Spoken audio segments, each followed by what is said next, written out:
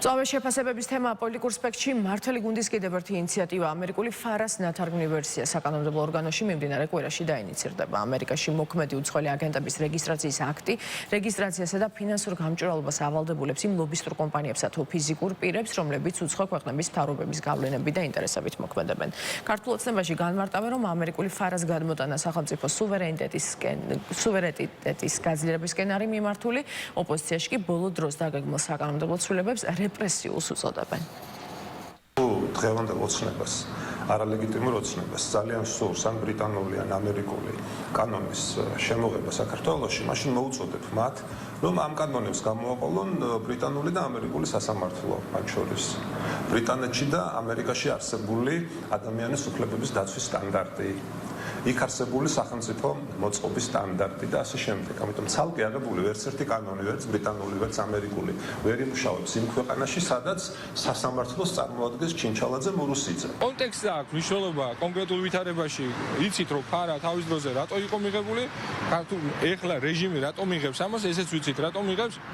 იმიტომ მიღებს რომ იმ კანონმა არ იმუშავა რომელიც მიღებული აქვს. საერთოდ არ უმუშავია კანონს და ეხლა ისეთ სისულელეებს ლაპარაკობენ, გაგახსენებთ, მაშინ კიდევ ერთხელ თუ მოკლე მეხსიერებაზეა საუბარი, რომ იმიტომ ამერიკაში შეაჩერეს ფარას გარკვეული მუხლის აღსრულებაო, რომ ჩვენ დავაინიციირეთ აქო და ევროკავშირმა საერთოდ გადაიფიქრაო ფარას მიღება, იმიტომ რომ საქართველოში ანალოგის მიღება გვინდა. ფარას კანონი ამერიკის შეერთებულ შტატებში მუშაობს არა იმიტომ რომ ვინმე დათრქონოს.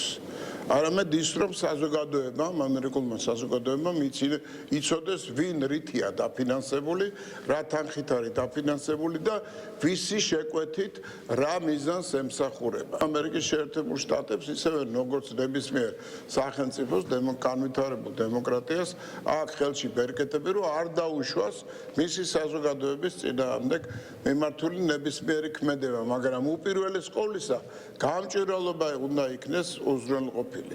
ვერც ერთი არასამთავრობო ორგანიზაცია ვერ გაბედავს შავი ფული მიიღოს და ამ შავი ფული დააფინანსოს მაგალითად კანვასის მეცადინეობები თუ როგორ უნდა დაამზადო და ესრულო პოლიციას მოლოტოვის კოქტეილი.